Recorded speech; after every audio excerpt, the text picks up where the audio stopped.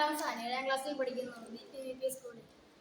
ഞാൻ ഷഹസാദ്, ഞാൻ 7ാം ക്ലാസ്സിൽ പഠിക്കുന്നു, BPM UPS വെട്ടത്തറ സ്കൂളിലാണ്. പോഷകാഹാരവും കുട്ടികളെ മൊബൈൽ ഫോൺ അഡിക്ഷൻ. ഭക്ഷണം എത്രമാത്രം കഴിക്കുന്നു എന്നതിലല്ല, എന്ത് കഴിക്കുന്നു എന്നതിലാണ് കാര്യം. നല്ല ആരോഗ്യത്തിനായി പോഷക ഘടകങ്ങൾ ധാരാളം ഉൾക്കൊള്ളിച്ചുകൊണ്ടുള്ള ഭക്ഷണ രീതി ക്രമമാക്കണം. ഭക്ഷണം ഔഷധം കൂടിയാണ്.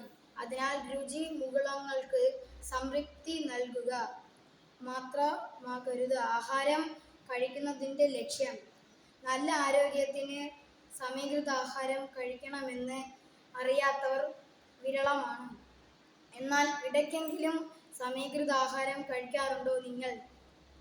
ഇല്ലെന്ന് തന്നെയാകും ഭൂരിഭാഗം പേരുടെയും മറുപടി. ഇഷ്ടമുള്ള ആഹാരം കൂടുതൽ അളവിലും തുടർച്ചയായും കഴിക്കുന്നതാണ് മിക്കവരുടെയും രീതി.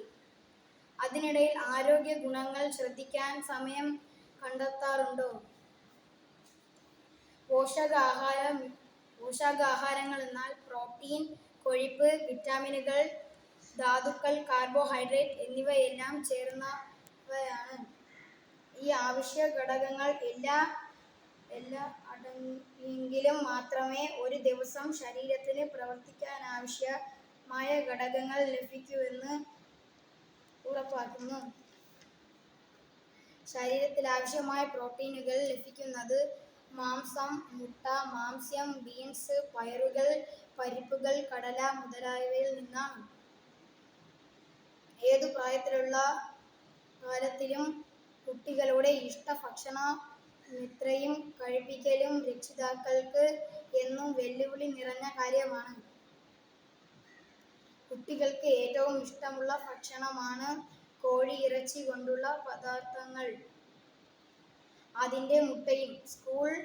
സ്കൂൾ തുറന്നതോടുകൂടി കുട്ടികൾക്ക് സ്കൂളിൽ നിന്നും ആഴ്ചയിൽ 2 ദിവസം മുട്ട കൊടുക്കാറുണ്ട്. എന്നാൽ ഈ കോഴികളിൽ നമ്മുടെ ശരീരത്തിന് ദോഷകരമാകുന്ന വിവിധ തരത്തിലുള്ള മരുന്നുകൾ കുത്തിവെച്ചാണ് ഈ കോഴികളെ വളർത്തുന്നത് എന്ന് പല പഠനങ്ങളും തെളിയിച്ചിട്ടുണ്ട്. ഇതിൻ്റെ അടിസ്ഥാനത്തിൽ നമ്മുടെ കുട്ടികൾക്ക് അമിതവണ്ണവും രോഗപ്രതിരോധ ശേഷി കുറവും. കുട്ടികൾക്ക് നേരിടുന്ന ഏറ്റവും വലിയ വെല്ലുവിളികൾ അമിതവണ്ണമുള്ള കുട്ടികൾക്ക് വളരെ നേരത്തെ തന്നെ ജീവിതശൈലി രോഗങ്ങൾ നേരിടുന്നു.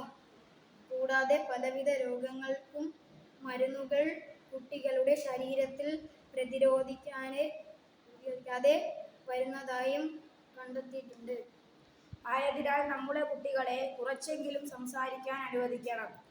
അവരുടെ ഇഷ്ടഭക്ഷണ വിഭവം കൊടുക്കുന്ന കോഴിയെ നമ്മുടെ സ്കൂളിലെ കുട്ടികൾക്ക് പഞ്ചായത്തിൻ്റെ സഹായത്താൽ ഒരു കുട്ടിക്ക് 2 കോഴി വീതം കൊടുക്കുകയും അവയ്ക്ക് വേണ്ട പരിചരണം എങ്ങനെ കൊടുക്കാമെന്ന് അവരെ പരിചയപ്പെടുത്തുകയും ചെയ്യാം.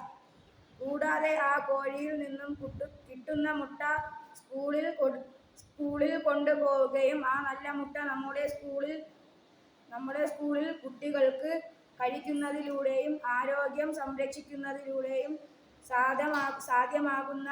കൂടാതെ സ്കൂളിലെ ഉച്ചഭക്ഷണത്തിൻ്റെ ഒരു ചിലവ് കുറഞ്ഞു കിട്ടുകയും ചെയ്യും. കൂടാതെ വീടുകളിലെ വേസ്റ്റ് ക്രമീകരിച്ച് അത് കോഴിക്കു തന്നെ തീറ്റ കൊടുക്കുന്നതിനും കുട്ടികളെ പ്രോത്സാഹിപ്പിക്കാം. അങ്ങനെ മാലിന്യങ്ങളെ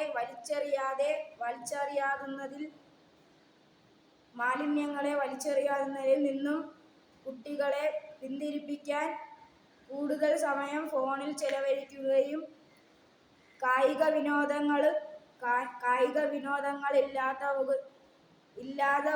ഇല്ലാതാവുകയും ചെയ്യുന്ന ഈ കാലഘട്ടത്തിൽ കുട്ടികളുടെ ശാരീരികവും മാനസികവുമായ ആരോഗ്യത്തെ സാരമായി ബാധിപ്പിച്ചുകൊണ്ട് സ്കൂൾ വിട്ട് കുറച്ചു സമയം ഓരോ കുട്ടികളും തൻ്റെ കോഴിയെ സംരക്ഷിക്കുന്നതിലൂടെ ഫോണിൽ ചെലവഴിക്കുന്ന സമയം കുറയ്ക്കുകയും അവരെ സംരക്ഷിക്കാനും ഗാന്ധിജി പറയുന്നതുപോലെ കുട്ടികളെ സ്വയം പര്യാപ്തമാക്കുന്നതിനും സാധ്യമാകുന്നു.